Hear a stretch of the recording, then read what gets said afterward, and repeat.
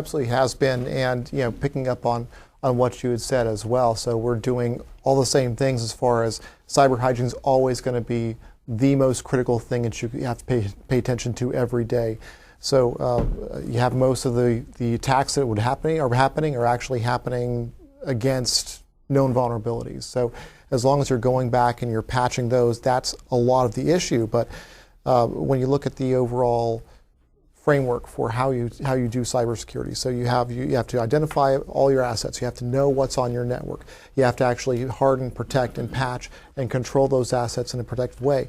But then beyond that, you actually have to make sure you have a proper operation to be able to detect when there's an issue, respond to that, and recover from those. So we've been trying to do a better job of going back and ensuring that we have complete coverage across that entire spectrum and life cycle, where we're paying the right amount of attention to the hardening and the response, but also that we know that we can find a bad guy if a bad guy does happen to get into the network, and that we can really have alerting based on that.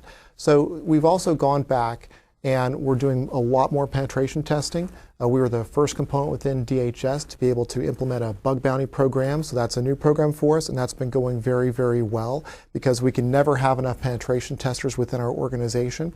And then strategically, we've built out for the security operation a chief security architect function.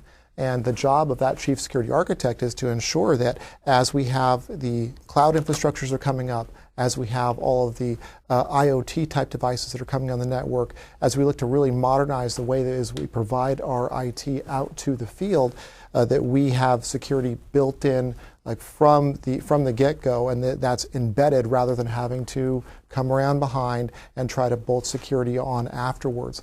A big area for that within the cloud has been with the security DevOps, the SecDevOps pipeline, having security done to the code as it's going through the pipeline, so that we know security is built in versus having to come around after it's already deployed and then do our security scanning and then decide whether or not it's something that should be allowed in production, or for that matter, just perhaps missing things that would go into production and just put the whole agency at risk.